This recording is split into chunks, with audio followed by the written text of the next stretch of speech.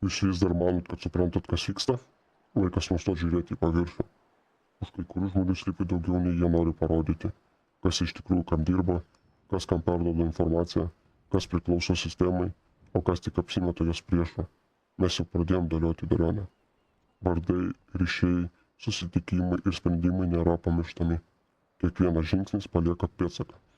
Todėl klausimas dabar ne kas tai padarė, klausimas yra, kas visą šį laiką sėdėjo šalia ir vaidino nekaltą. Kai visa tai bus atskleista, kai kuriems žmonėms teks atsakyti ne tik už tai, ką jie padarė, bet ir už tai, kam dirbo iš tikrųjų. Ir tada paaiškės, kad šiandien matė tik pirmą istorijos dalį. Tikroji sistema dar neparodyta. Pareigūnai sakė, kad mes tik gąsdiname, kad vedžiojame visus už nosies, kad nieko nepadarysime. Šiandieną atsakėme ne žodžiais.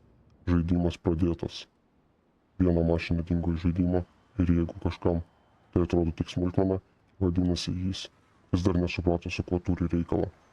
Šiandien mašina, rytoj pastatas, medikai gal, mechanikai, o gal kažkas, ko nieko net nesugalvojo.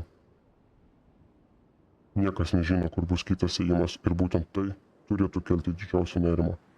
Mes nesame čia tam, kad garsiai grasintume, mes leidžiame veiksmams kalbėti už mus. Pareigūnai gali sakyti, kad tai blėfas, gali juoktis, gali apsimesti, kad nieko nevyksta. Bet po šiandienos vienas dalykas jau aiškus. Jeigu manėte, kad tai buvo pabaiga, jūs klystat. Tai tik buvo pirmas ėjimas. Anonimai stebi, žaidimas tęsiasi. O tu, kriminalistė, papasakok tikrąją tiesą. Pasakyk visiems, kas iš tikrųjų slypi už šitos kaukės ir kam iš tikrųjų priklauso sistema.